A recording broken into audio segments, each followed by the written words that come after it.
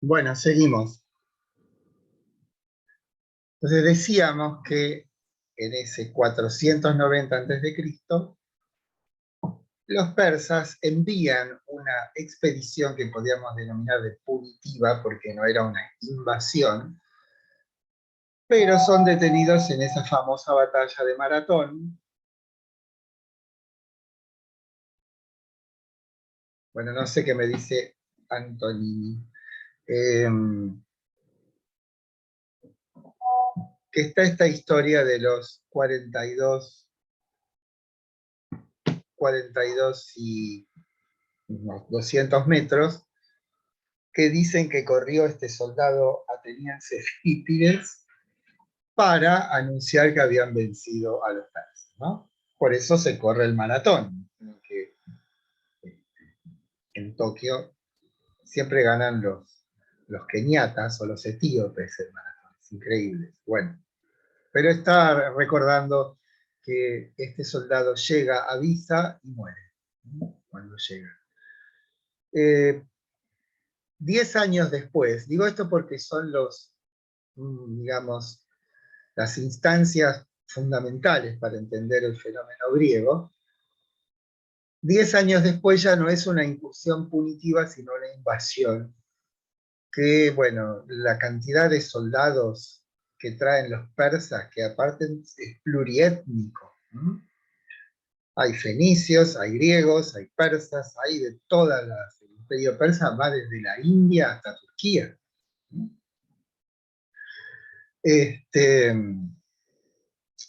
Incluso hacen un puente de barcas sobre los Dardanelos para pasar a la parte europea, podemos decir. Y bueno, oscila entre los 600.000, 2 millones. Bueno, las cifras son totalmente dispersas, pero de todas maneras siempre son muchísimos para los griegos. Ahí tienen el primer episodio significativo, que es la batalla de las Termópilas, donde es cierto, Leónidas, y no 300, eran 300 los espartanos, pero eran 7.000 los soldados que defendían ese estrecho paso que tiene la montaña de un lado y el mar del otro. También es cierto que los espartanos, sobre todo, matan 20.000 persas en un día. Luego, un griego les enseña un camino entre las montañas a los persas, rodean a ese contingente, pero antes Leónidas lo que hace es quedarse sí con sus 300 y mandar a todo el resto hacia el sur para afianzar la defensa del mundo griego, de lo griego. Por eso hay una estela, una piedra, dicen que se había puesto, que decía: caminante, si vas a Esparta, di que aquí murió Leónidas y sus 300 soldados para defender las leyes de la polis, ¿no? Para defender, en última instancia, esa manera de vivir en la que ellos se sentían bien, ¿no? No querían de ninguna manera estar sometidos al imperio persa. Por supuesto, son muchas las ciudades que no pelean y se alían con los persas. Los persas llegan a Atenas, la destruyen piedra sobre piedra, ¿no? Después eso les costará caro a los persas. Y los habitantes de Atenas se mudan a una pequeña isla que queda frente al Pireo, que se llama la isla de Salamina, ¿no? Y hay un hecho providencial, ¿no? Cuentan que Temístocles, que es el jefe griego, va al oráculo de Delfos. Recuerden que el oráculo de Delfos da signos, habla de un modo ambiguo. Cuando Temístocles va a consultar qué hacer ante la avalancha, este magma que se les viene encima, el oráculo dice: una muralla de madera salvará a Atenas. Providencialmente también se había descubierto una veta de plata en Laurion, cerca de Atenas, y en ese momento, en esa época, si se descubría algo así como una mina de oro, una veta de oro o de plata, se repartía entre los ciudadanos.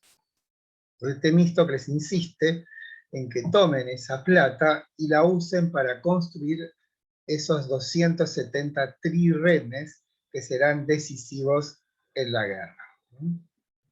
Pero de todas formas, el avance persa sigue, digo, y lo que hace Temístocles, astutamente, es mandar a Sicino, su lugarteniente, para que conferencie con Jerjes, que es el rey persa. Y ocurre que Jerjes también lo recibe, y le dice Sicino que los atenienses piensan escaparse. Entonces, una cosa interesante es que Sicino creía en eso que decía, porque Temístocles pensó que si lo torturaban, iba a decir, ya no le dice la verdad, le dice que como verdad que le vaya a decir que se van a ir. Entonces, el error que comete Jerjes fundamental es hacer una suerte de demostración de fuerza. Piensen que la flota persa tenía más de 1000 barcos.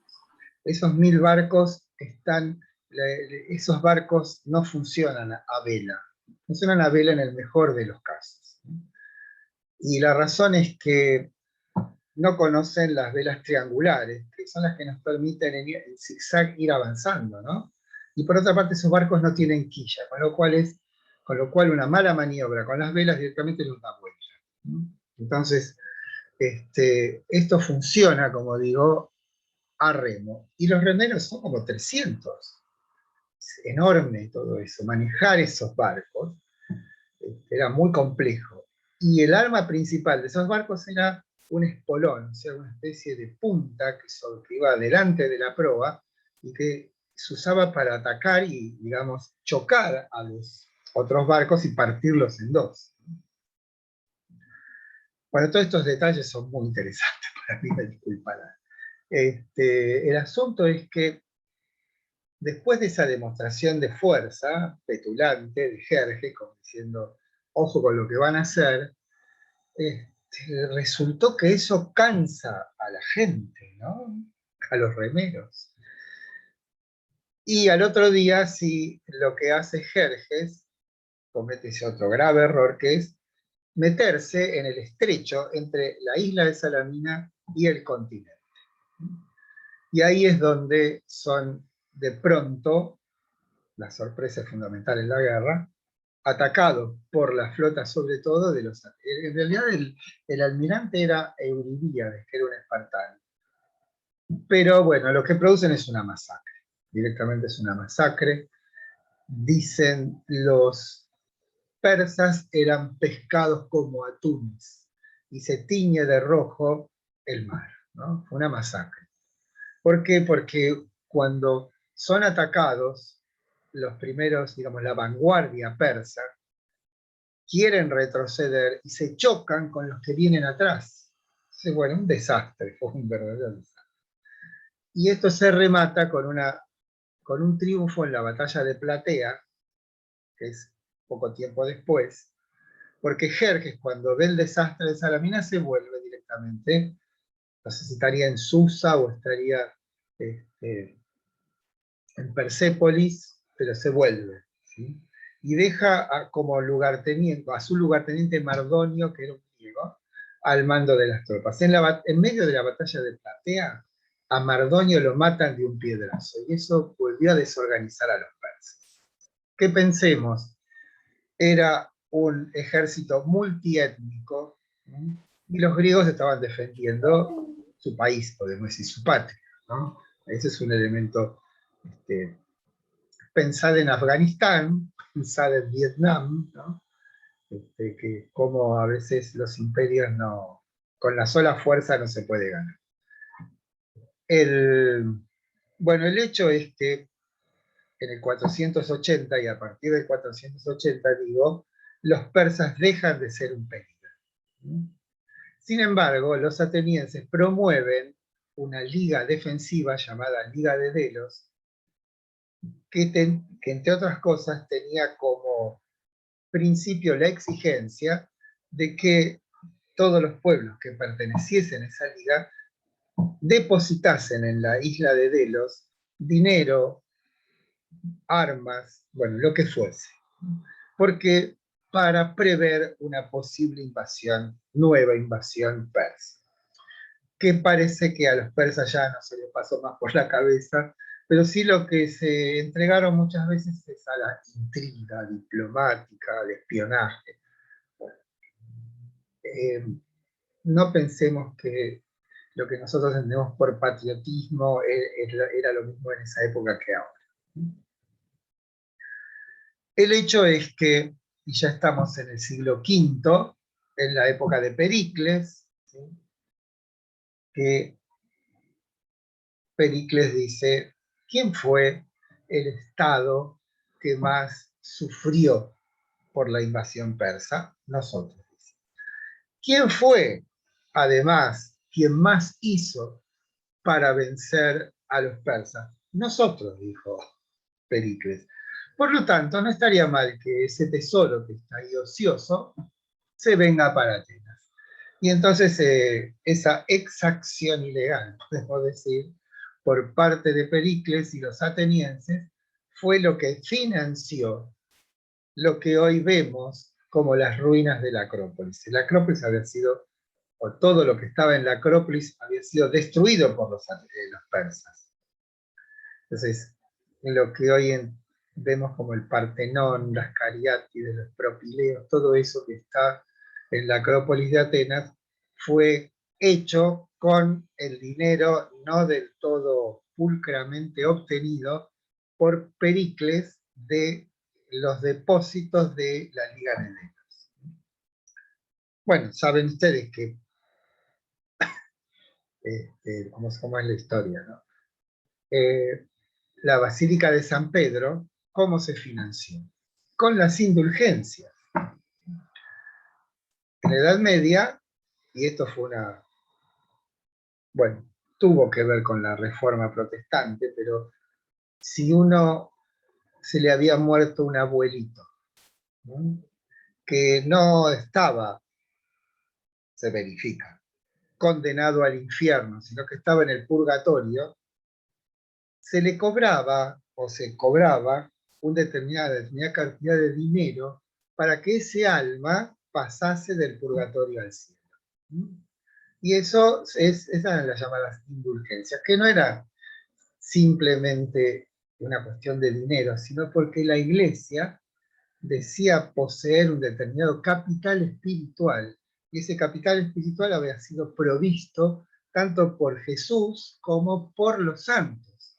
Entonces era como que teníamos una suerte de garantía, no sé si llamarlo un dinero espiritual o algo así, pero que daba como para poder tener indulgencia con los que estaban provisoriamente condenados en el purgatorio. Bueno, más allá de esa explicación, digo, la Basílica de San Pedro se construyó de esa manera, de un modo similar, Pericles financió lo que era, bueno, el famoso templo a Palas Atenea, que es el Partenón, que en realidad quiere decir partenos, en griego quiere decir virgen, porque tenemos dos diosas vírgenes en el panteón griego. Una es Artemis, la hermana gemela de Apolo, y la otra es Palas Atenea, nacida de la cabeza de Zeus, ¿no? Bueno,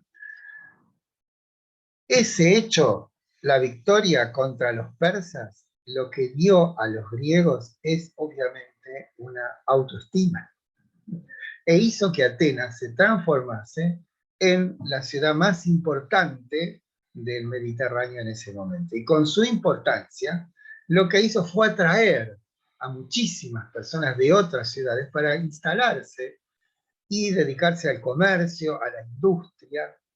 No crean que las cosas eran tan diferentes como son ahora, ¿no? Que la gente migra porque necesita vivir mejor, quiere vivir mejor y se ofrecen determinadas posibilidades objetivas que facilitan ese tipo de establecimiento de la gente. Pero a partir de esa aparición de muchísimos individuos en la Atenas de esa época, se crea un grupo de individuos que no son ciudadanos en el sentido de participar en la política, pero sí son convocados para la guerra. Entonces hay una suerte de tensión dentro del mismo gobierno ateniense. ¿Por qué? Porque estos individuos, que no son atenienses, que son estos hijos de la migración, producto de la hegemonía ateniense, ellos dicen con razón, para la guerra somos ciudadanos, pero para el gobierno de la ciudad no lo somos. A ver, espere un momentito.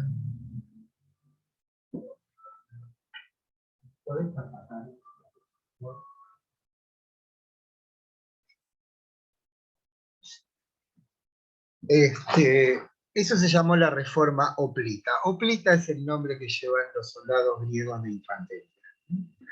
¿En qué consistió esta reforma? En que en realidad fue una transacción. Todos aquellos que no siendo ciudadanos atenienses, pero son hombres libres, si se financian el equipamiento que corresponde al Oplita, pasan a ser ciudadanos. Eso lo que produjo fue una suerte de transformación en la composición de la asamblea. Y esto hay que tener en cuenta que la asamblea, en griego eclesía, de donde viene la palabra iglesia, está conformada por 500 ciudadanos. Esta, digamos, transformación, o sea, el hecho de que sean 500, es producto de las reformas. Viene Solón, después, bueno, con el tiempo, Pisístrato. Pisístrato fue un tirano, o sea, la palabra tirano en griego o en Grecia no tiene un sentido peyorativo o negativo, sino que tirano era una persona a quien se le otorgaba la suma del poder público ante una situación de emergencia en la comunidad. Y después, como hizo Solón, arregló los entuertos dentro de Atenas que estaban por llevarle a una guerra civil, y después se retiró a su granja, tranquilo. ¿Sí? Bueno, pero la más importante, porque esto es una cuestión que hay que puntualizar determinados fenómenos para tener una comprensión tolerable, digamos, decorosa de todos estos fenómenos que obviamente exigen años y años de estudio para comprenderlos en profundidad, ¿no? Es Clístenes que lo que hace es dividir digamos, el estado ateniense en tres: el campo, la ciudad y el puerto. Pero además, dentro de esas divisiones, hay una subdivisión en demos. Demos son los barrios, de ahí la palabra democracia, ¿no?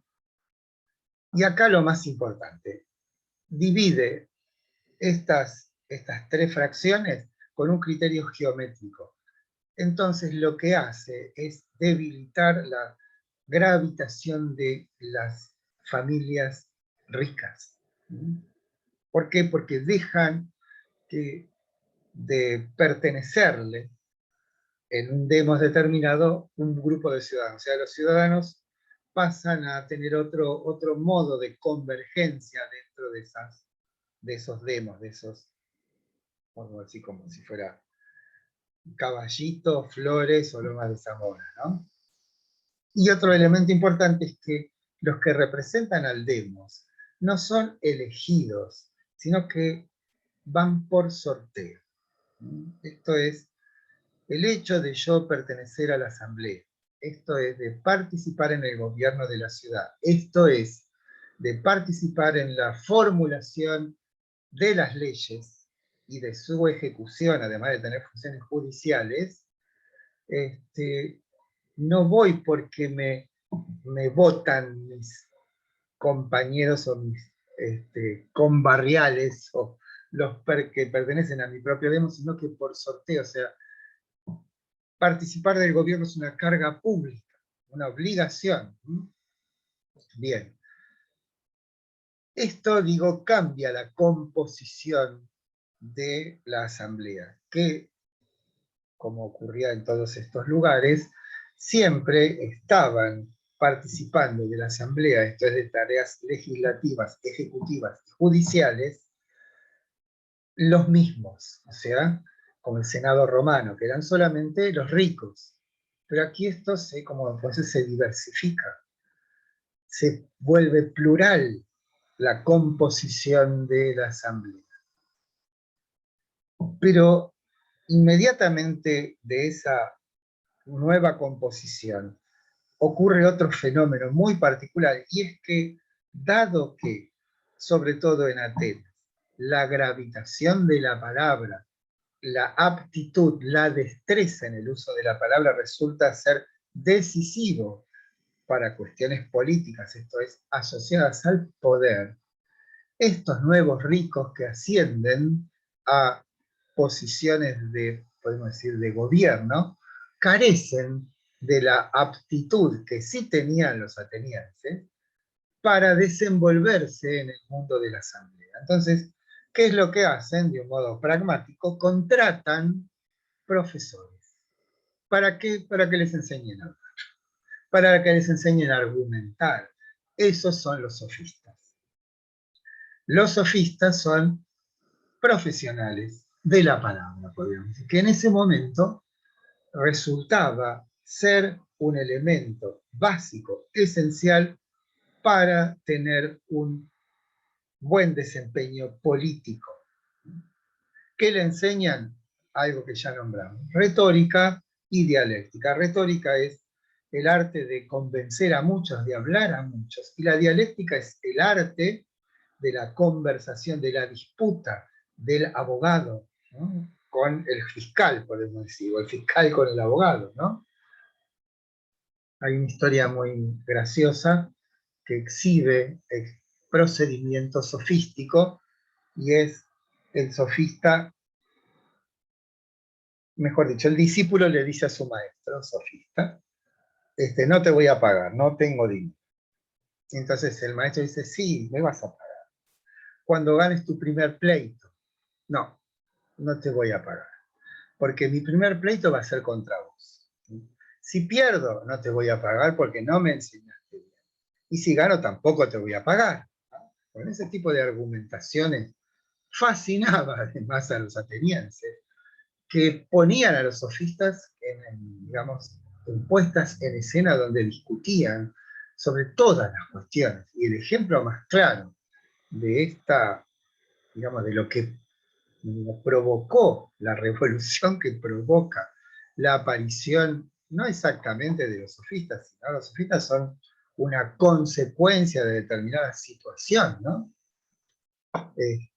Es que, por una parte, y esto lo dice Werner Jäger en su famoso libro que se llama Paideia, dice, son los sofistas los que inventaron la educación consciente del hombre.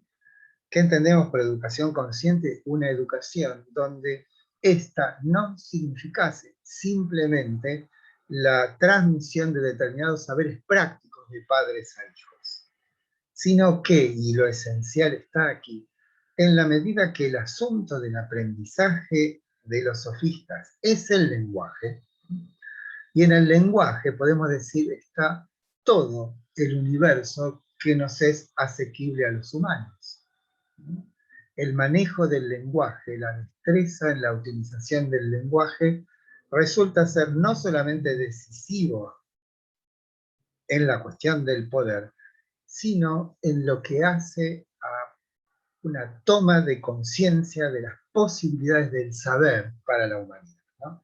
Por supuesto, esto no estaba expresado en estos términos, pero el hecho, o sea, el efecto no deseado por los sofistas, ¿no?, que ellos se propusieran, porque tampoco componían un cuerpo colegiado homogéneo, para nada. Ellos iban porque les pagaban fortunas. O sea, la única época en la historia de la humanidad donde alguien se hizo rico dando clases fue en la época de los sofistas, porque cobraban unos sueldazos, podemos decir. ¿Por qué? Porque justamente eran los ricos los que los contrataban. ¿Para qué? No solamente para que les enseñen, sino para que les pongan en escena, porque les fascinaba la disputa, ¿no? Les fascinaban las peleas dialécticas. Bueno, entonces ya es en esta época donde la política y el pensamiento empiezan a congeniar, donde podemos decir, aparece la filosofía. Aunque, como decíamos antes, tiene un antecedente en aquellos pensadores milesios, o sea, Tales, Anaximander y Anaxímenes, que en su momento veremos, pero el surgimiento de una forma viva de pensamiento basada en la disputa, y esa disputa tiene que ver con procedimientos muy, muy ajustados para que, lo dice también Platón, o sea, no es solamente el discurso, sino el tono de voz, la expresión corporal, la mirada, los gestos y también el silencio. Todo esto forma una suerte de arquitectura de cómo uno debe hablar para poder ganar. Y esa es, digamos, lo que le van a criticar a los sofistas, Sócrates, Platón, Aristóteles, es que ellos utilizan la razón no en la búsqueda de la verdad, sino en la búsqueda de la eficacia. No importa si aquello que estamos planteando es justo o injusto, lo que importa es ganar. Y ellos, los sofistas, que no están comprometidos con ninguna posición filosófica o ninguna posición trascendental, sino que lo que ellos hacían era enseñar una técnica, y la técnica es neutra. La misma técnica, cuando determinados principios pueden servir para hacer una bomba atómica o un aparato de medición o un instrumento terapéutico. ¿Sí? O sea, la técnica es neutra. Y ellos eran técnicos. Enseñaban cómo hacer para desenvolverse con destreza en el orden tribunalicio o en el orden de la asamblea. Bueno, lo que viene después en el mundo griego es una suerte de guerra fratricida que termina con las dos ciudades hegemónicas que son Esparta y Atenas, que es la llamada Guerra del Peloponeso, que duró más de 30 años, que produjo toda una serie de desastres, sobre todo Atenas fue la que fue derrotada. En el 404 a.C., los espartanos, digamos, toman Atenas, ¿y qué hacen? Ordenan destruir las murallas y destruir la flota, ¿no? Y dejan un gobierno títere. Los espartanos no eran amigos de establecerse como gobernantes. Eso vamos a hablar la clase que viene de por qué los espartanos hicieron esto. O sea, vamos a hablar del carácter de los espartanos y del carácter de los atenienses, un poco para tener un acercamiento más vivo a estos fenómenos que ocurrieron hace tanto tiempo, pero que siguen gravitando. Era porque los espartanos nada más eran guerreros, ¿no? No, era su único... Bueno, eso no es exacto. Bueno, tiene que ver con eso, pero ¿por qué eran guerreros? Porque ellos vieron que los espartanos, cosa que no quiero que se nos corte un tema. Ocurre esto. Los ciudadanos de Esparta no trabajan, no se dedican sino a la guerra. El servicio militar en Esparta empieza a los 7 años y termina a los 60. O sea, la vida de un espartano no es ni los negocios, ni la agricultura, nada de eso hay en Esparta. Solamente los ciudadanos se dedican a la guerra.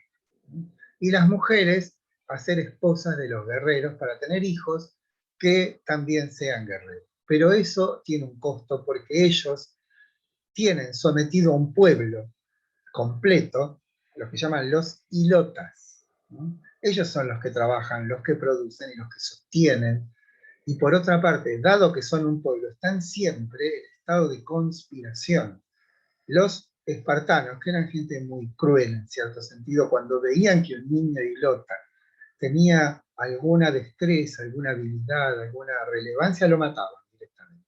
¿Por qué? Porque temían que fuese la fuente de una insurrección futura. Fíjense, ¿no? Entonces ellos comían todos los días lo mismo, no había riqueza entre ellos, o sea, no había más ricos y más pobres, era una gerontocracia, o sea, los viejos eran los que en realidad gobernaban o ponían la nota, todo era muy estricto y claramente establecido. Y ciertamente fueron los mejores guerreros de la historia, eso no hay ninguna duda. Pero fíjense que paradójicamente cuando ellos excepcionalmente eran enviados por alguna cuestión diplomática a alguna otra ciudad, eran los primeros que se corrompían. Esto es que esa estrictez, saben que hay adjetivos que tienen que ver, por ejemplo, la palabra lacónico, es alguien que habla poco. ¿No? ¿Por qué? Porque donde está Esparta es el valle de Laconia. ¿Sí? Y estos no hablaban mucho. ¿Sí? Eran sumamente rigurosos. O sea, todo lo que nosotros hoy vemos o estimamos como la ideología militar, esa forma austera, rígida, sin dobleces, todo eso nace con los espartanos, ¿sí? Que eran admirados de algún modo. Fíjense que el gobierno que dejan en Atenas, en el 404, es un gobierno de atenienses pro-espartanos, el gobierno de los 30 tiranos. Vamos a hablar de ellos. O sea, y voy a la cuestión de por qué no se apoderan de Atenas. Porque ellos no se pueden dar el lujo de distraer demasiadas fuerzas en incursiones lejanas. ¿Por qué? Porque viven sobre un polvorín. Bueno, no había pólvora en esa época, pero viven en una situación de permanente inestabilidad. ¿Por qué? Porque están acechados no solamente por los ilotas, sino por los mesenios. Las guerras mesenias llevaron decenas de años para someter a ese pueblo, ¿no? A los espartanos. Pero digo que el esfuerzo lo que hizo fue debilitar a ambos. Atenas nunca se repuso del desastre de la guerra del Peloponeso. Piensen que murió el 30% de la población, porque como tuvieron que refugiarse dentro de las murallas, se aparece una pandemia, una peste que incluso mata a Pericles. Bueno, ya nos vamos. Seguimos el martes, ¿sí? No, perdón, el viernes, el viernes. Bueno, hasta el viernes han estado muy silenciosos hoy.